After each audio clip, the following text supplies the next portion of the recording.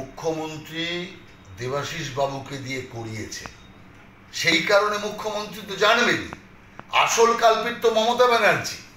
শীতলকুচির ঘটনার জন্য দায়ী মমতা ব্যানার্জি। উনি তো তার অধনস্থ একজন কর্মচারী মাত্র, আদেশ বহক।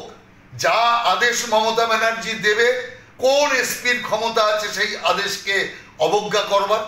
তার কারণ যারা পুলিশ আজকে তাদের দলদাসে পরিণত করেছে মমতা ব্যানার্জি, সেই কারণেই তো পুলিশের চাকরি ছেড়ে দিয়ে তড়িঘড়ি সেখান থেকে রিলিফ পেতে পেরেছে। তার জন্য তিনি নিজেকে ধন্য মনে করছেন। এখন এটা বাজে কথা। যারই নির্দেশে এসপি হোক, আসল ঘুরে ফিরে সেই মমতা ব্যানার্জির যে সমস্ত ডিজি ডিআইজি তাদের আন্ডারেই এসপিকে কাজ করতে হয়। সেই জন্য এসপি হওয়া মানে, নির্বাচন কমিশনের নির্দেশে এসপি হওয়া মানে স্বতন্ত্র অধিকার পেয়ে যায় না। পুলিশের যে সিস্টেম, ডিজি ডিআইজি এবং অন্যান্য যারা উচ্চপদস্থ আছে তাদের নির্দেশ মেনেই এসপিকে চলতে হয়।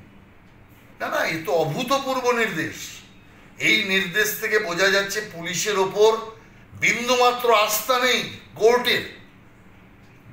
যত কমপ্লেন সব রিসিভ করবে সিবিআই, কমপ্লেনের বিচার করবে সিবিআই, তার মতো ছানবিন করবে সিবিআই।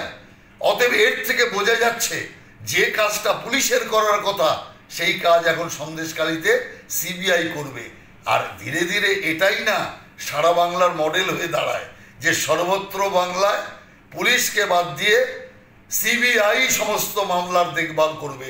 এই পর্যায়ের প্রথম লক্ষণ আমরা এই কেন্দ্র থেকে দেখতে পেলাম। তৃণমূলে যখন ছিলেন তখন প্রচুর ফৌজদারি মামলা ছিল, তখন মমতা ব্যানার্জি গ্রেপ্তার করেননি কেন? আর বিজেপিতে আসা মাত্রই অপরাধী হয়ে গেলেন। তৃণমূলে যখন ছিল তখন ঠিক ছিল, যত মামলার অধিকাংশ তো তখন ছিল। অতএব সেই কারণে আমি মনে করি তৃণমূল কংগ্রেসে যারা থাকবে তাদের বিরুদ্ধে অসামাজিক মামলা থাকাটা স্বাভাবিক আছে। ভারতীয় জনতা পার্টি একটা ন্যায় এবং সত্য আধারিত জনদরদী পার্টি। এই পার্টিতে যারা আসে তারা ন্যায় এবং সত্যের পক্ষে কাজ করে। পশ্চিমবঙ্গের সব কটা সিট ভারতীয় জনতা পার্টি এবার জিতবে। শুধু জিতবে নয়, গতবারের চেয়ে অধিক মার্জিনে জিতবে। এই একদম পরিষ্কার ইঙ্গিত আমরা সর্বত্র দেখতে পাচ্ছি। মানুষ এই চোরের সাথে আর ঘর করতে রাজি নয়। মানুষ মহিলা নির্যাতনকারীদেরকে সমর্থন করতে রাজি নয়।